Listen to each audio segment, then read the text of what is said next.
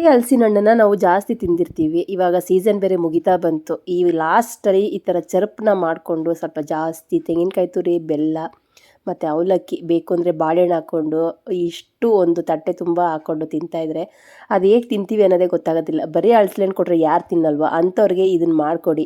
ಇದನ್ನು ನಾನು ಸಿಂಪಲ್ಲಾಗಿ ಈಸಿಯಾಗಿ ಎಲ್ಲರೂ ಮಾಡ್ತಾರೆ. ದೇವಸ್ಥಾನದಲ್ಲಂತೂ ಇದು ಪ್ರಸಾದವಾಗಿ ಸರ್ವೇ ಸಾಮಾನ್ಯವಾಗಿ ಇದ್ದೇ ಇರುತ್ತೆ.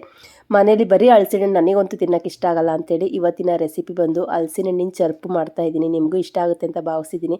ಇದಕ್ಕೆ ನಾನು ಏನೇನು ಹಾಕಿದ್ದೀನಿ, ಎಲ್ಲರೂ ಮಾಡ್ತಾರೆ, ನಾನೇನು ಸ್ಪೆಷಲಾಗಿ ಮಾಡ್ತಾಯಿಲ್ಲ. ನಾನು ಹೇಗೆ ಮಾಡಿದ್ದೀನಿ ಅಂತ ವೀಡಿಯೋದಲ್ಲಿ ಡೀಟೇಲಾಗಿ ಶೇರ್ ಮಾಡ್ತಾಯಿದ್ದೀನಿ. ನಿಜ ಹೇಳ್ಬೇಕಂತಂದ್ರೆ ಒಂದು ಪ್ಲೇಟ್ ಹೆಂಗೆ ಖಾಲಿ ಆಯಿತು ಅಂತಲೇ ಗೊತ್ತಾಗ್ತಿಲ್ಲ, ಅಷ್ಟು ಟೇಸ್ಟಿಯಾಗಿತ್ತು. ಸ್ವಲ್ಪ ಬೆಲ್ಲನ ಜಾಸ್ತಿ ಹಾಕ್ಕೊಂಡಿದ್ದೀನಿ. ಹೇಗೆ ಮಾಡಿದೆ ಅಂತ ವೀಡಿಯೋ ಶೇರ್ ಮಾಡ್ತೀನಿ, ನಿಮಗೂ ಇಷ್ಟ ಆಗುತ್ತೆ, ಬನ್ನಿ ನೋಡೋಣ.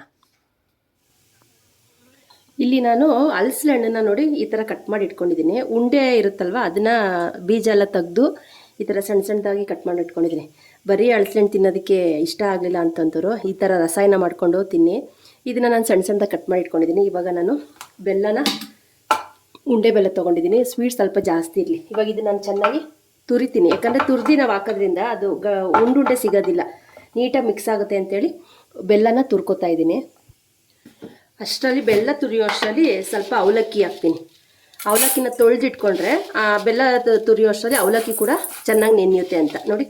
ಸಾಕು, ಇಷ್ಟ ಹಾಕಿದ್ರೆ ಸಾಕು. ಪ್ರಸಾದಕ್ಕೆ ನೈವೇದ್ಯಕ್ಕೆ ನಾವು ಈ ಥರ ಕೂಡ ಮಾಡಿ ದೇವರಿಗೆ ಇಡ್ಬೋದು. ಇವಾಗ ಇದನ್ನು ನಾನು ನೀಟಾಗಿ ತೊಳಿತೀನಿ ಫ್ರೆಂಡ್ಸ್. ನೋಡಿ, ಅವಲಕ್ಕಿನ ನೀಟಾಗಿ ತೊಳೆದು ನೀರನ್ನ ಸೋರ್ಲಿಕ್ಕೆ ಇಟ್ಕೊತೀನಿ. ಯಾಕಂದರೆ ನೀರಿತ್ತು ಅಂದರೆ ಇದು ಮೆತ್ತಗಾಗೋಗುತ್ತೆ, ಮತ್ತು ನಾವು ತೆಂಗಿನಕಾಯಿ ಬೆಲ್ಲದಲ್ಲೆಲ್ಲ ಹಾಕಿದಾಗ ಥರ ಮುದ್ದೆ ಆಗೋಗುತ್ತೆ. ಅದಕ್ಕೋಸ್ಕರನೇ ಚೆನ್ನಾಗಿ ತೊಳೆದು ಈ ನೀರನ್ನೆಲ್ಲ ಬಸ್ಕೊತೀನಿ ಫ್ರೆಂಡ್ಸ್. ನೋಡಿ, ನಾನು ನೀಟಾಗಿ ಅವಲಕ್ಕಿನೆಲ್ಲ ತೊಳೆದು ಬಸ್ಕೊಂಡಿದ್ದೀನಿ. ಇದೊಂದು 5 ನಿಮಿಷ ಆಗೇ ಬಿಡ್ತೀನಿ.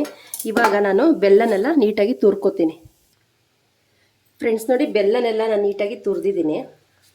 ಸ್ವಲ್ಪ ಸಿಹಿ ಜಾಸ್ತಿ ಇರಬೇಕು, ಆವಾಗಲೇ, ಯಾಕಂದರೆ ತೆಂಗಿನಕಾಯಿ ಮತ್ತು ಅವಲಕ್ಕಿ ಎಲ್ಲ ಹಾಕೋದ್ರಿಂದ ಸಿಹಿ ಅಂಶ ಕಮ್ಮಿ ಆಗಬಾರ್ದು ಅಂತೇಳಿ ಸ್ವಲ್ಪ ಜಾಸ್ತಿ ಬೆಲ್ಲನ ತೊಗೊಂಡು ನೋಡಿ. ಇಷ್ಟು ಬೆಲ್ಲ, ಉಂಡೆ ಬೆಲ್ಲದಲ್ಲಿ ಕಲ್ಲು ಇರೋದಿಲ್ಲ, ಅದಕ್ಕೋಸ್ಕರನೇ ಉಂಡೆ ಬೆಲ್ಲನ ಹಾಕಿದ್ದೀನಿ.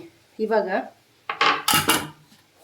ನೋಡಿ, ಹಲಸಿನ ಹಣ್ಣು ಕಟ್ ಮಾಡಿ ಇಟ್ಕೊಂಡಿದ್ನಲ್ಲ, ಈ ಥರ ಸಣ್ಣ ಸಣ್ಣದಾಗಿ ಮಾಡಿ ಇಟ್ಕೋಬೇಕು, ತುಂಬ ಚೆನ್ನಾಗಿರುತ್ತೆ. ಇವಾಗ ಇದನ್ನು ಡೈರೆಕ್ಟಾಗಿ ಇದಕ್ಕೆ ಹಾಕ್ತೀನಿ.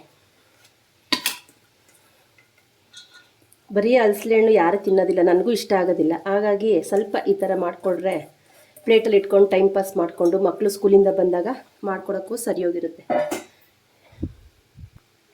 ಬಟ್ಲು ಸಣ್ಣದಾಯಿತು, ಅದಕ್ಕೋಸ್ಕರನೇ ಸ್ವಲ್ಪ ದೊಡ್ಡ ಬಟ್ಲು ತೊಗೊಂಡೆ. ನೋಡಿ, ಇವಾಗ ಇದೆಲ್ಲ ನೀಟಾಗಿ ಮಿಕ್ಸ್ ಮಾಡಬೇಕು. ಹಳ್ಳಿಗಳ ಕಡೆ ದೇವ್ರನ್ನ ಕರೆಸಿದಾಗ ಚರ್ಪು ಅಂತ ಮಾಡ್ತಾರೆ ನಮ್ಮ ಕಡೆ. ಆವಾಗ ತಿನ್ನೋದಕ್ಕೆ ಎಷ್ಟು ಖುಷಿ ಆಗುತ್ತೆ ಅಂದರೆ ಕಿತ್ಲಾಡ್ಕೊಂಡು ತಿಂತೀವಿ. ಈ ಥರ ಚರ್ಪು ಸಿಗಬೇಕು ಅಂತಂದರೆ ಎಲ್ಲಿಂದ ಎಲ್ಲಿಗೆ ದೇವ್ರು ಹೋದ್ರೂ ಅಲ್ಲಿ ತನಕ ಹೋಗಿ ನಾವು ಈ ಚರ್ಪಿಗೋಸ್ಕರ ದೇವರಿಂದ ಹೋಗಿ ಈ ಪ್ರಸಾದನ ನಾವು ತಿಂತಾಯಿದ್ವಿ. ಅಷ್ಟು ಚೆನ್ನಾಗಿರುತ್ತೆ. ಈಗ ಇದನ್ನು ನೀಟಾಗಿ ಮಿಕ್ಸ್ ಮಾಡಬೇಕು. ಸ್ವಲ್ಪ ಬೆಲ್ಲದಲ್ಲಿರೋ ನೀರಿನ ಅಂಶ ಎಲ್ಲನೂ ಈ ಅವಲಕ್ಕಿಗೆ ಮತ್ತು ಹಣ್ಣಿಗೆಲ್ಲನೂ ಇಳ್ಕೊಬೇಕಾಗುತ್ತೆ. ಒಂದು 5 ನಿಮಿಷ ಕೈಯಲ್ಲೇ ಮಿಕ್ಸ್ ಮಾಡಬೇಕು. ಸ್ಪೂನಲ್ಲಿ ಮಾಡ್ತೀವಿ ಅನ್ನೋದೆಲ್ಲ ಬೇಡ, ಕೈಯಲ್ಲೇ ನೀಟಾಗಿ ಮಿಕ್ಸ್ ಮಾಡಬೇಕು. ಎಷ್ಟು ಚೆನ್ನಾಗಿರುತ್ತೆ ಅಂದರೆ ಘಮ ಘಮ ಅಂತ ಐತೆ. ಬೆಲ್ಲ ಮತ್ತು ಹಲಸಿನ ಹಣ್ಣೆಲ್ಲ ಹಾಕಿರೋದ್ರಿಂದ ತುಂಬ ಚೆನ್ನಾಗೈತೆ. ಏನಪ್ಪ ಈ ರೆಸಿಪಿನೂ ಶೇರ್ ಮಾಡಬೇಕಂತ ಅನ್ಕೋಬೋದು. ನಾವು ಮನೇಲಿ ಯಾವ ರೆಸಿಪಿ ಮಾಡ್ತೀವಿ ಅದು ಒಂದು ವೀಡಿಯೋ ಮಾಡೋಣ, ಎಲ್ರಿಗೂ ಎಲ್ಲರೂ ಮಾಡೇ ಮಾಡ್ತಾರೆ. ಪ್ರಸಾದ ಅಂತಂದರೆ ಯಾರು ತಾನೇ ಮಾಡಲ್ಲ. ನಾನಿವತ್ತು ಮಾಡಿದೆ, ಹಾಗೆ ವೀಡಿಯೋ ಶೇರ್ ಮಾಡೋಣ ಅಂತ ಮಾಡ್ತಾಯಿದ್ದೀನಿ. ಇದಕ್ಕೆ ಜಾಸ್ತಿ ತೆಂಗಿನಕಾಯಿ ತುರಿ ಹಾಕಬೇಕು.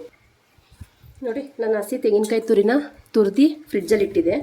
ಹಸಿದಾಗಿರಬೇಕು, ಒಣಗಿರಬಾರ್ದು. ಇದನ್ನು ಜಾಸ್ತಿ ಹಾಕ್ತಾಯಿದ್ದೀನಿ. ಯಾರಿಗೆ ತಾನೇ ಇಷ್ಟ ಆಗಲ್ಲ ಹೇಳಿ. ಹೊರಗಡೆ ಮಳೆ ಬರ್ತಾಯಿದೆ, ಈ ಥರ ಮಾಡ್ಕೊಂಡು ತಿಂತಾಯಿದ್ರೆ ತುಂಬ ಚೆನ್ನಾಗಿರುತ್ತೆ. ನಾನೇನು ಬೆಲ್ಲ ಪುಡಿ ಹಾಕಿದ್ನಲ್ಲ, ಪುಡಿ ಮಾಡಿ ಅರದು ನೋಡಿ, ನೀರಿನ ಅಂಶ ಎಲ್ಲ ಬಿಟ್ಕೊಂತು. ಚೆನ್ನಾಗಿ ಕೈಯಲ್ಲಿನೇ ಮಿಕ್ಸ್ ಮಾಡಬೇಕು, ತುಂಬ ಚೆನ್ನಾಗಿರುತ್ತೆ. ಖಂಡಿತ ನೀವು ಇದನ್ನು ಹಲಸಿನ ಹಣ್ಣು ಸೀಸನ್ ಇನ್ನೇನು ಮುಗಿತಾಯಿತ್ತು, ಇನ್ನೊಂದು ಹಬ್ಬ ಅಂದರೆ ಇನ್ನೊಂದು ತಿಂಗಳಿರುತ್ತೆ ಅಷ್ಟೇನೆ. ಅಷ್ಟರಲ್ಲಿ ಚರ್ಪನ್ನ ಮಾಡಿ ದೇವ್ರ ಪ್ರಸಾದಕ್ಕೂ ಆಗುತ್ತೆ, ನಮಗೆ ತಿನ್ನೋದಕ್ಕೂ ಕೂಡ ಆಗುತ್ತೆ. ಎಷ್ಟು ಚೆನ್ನಾಗೈತೆ ಅಂದರೆ ಸೂಪರಾಗಿ ಬಂದೈತೆ ನೋಡಿ. ಹಾಕಿರೋದು ನಾನು ಏನೂ ಹಾಕಿಲ್ಲ, ಹಲಸಿನ ಹಣ್ಣು ಹಾಕಿದ್ದೀನಿ, ಹಸಿ ತೆಂಗಿನಕಾಯಿ ತುರಿ, ಬೆಲ್ಲ, ಅವಲಕ್ಕಿ ಇಷ್ಟೇ ಹಾಕಿರೋದು. ನೋಡಿ ಎಷ್ಟು ಚೆನ್ನಾಗಿ ಬಂದೈತೆ ಅಂದರೆ ಘಮ ಘಮ ಅಂತೈತೆ. ನೋಡಿದ್ರಲ್ಲ ಫ್ರೆಂಡ್ಸ್, ನಾನಿವತ್ತು ಹಲಸಿನ ಹಣ್ಣಿಂದ ರಸಾಯನ ಚರ್ಪು ಎಷ್ಟು ಚೆನ್ನಾಗಿ ಮಾಡಿದ್ದೀನಿ ಅಂತ ವಿಡಿಯೋದಲ್ಲಿ ಡೀಟೇಲಾಗಿ ಶೇರ್ ಮಾಡಿದ್ದೀನಿ.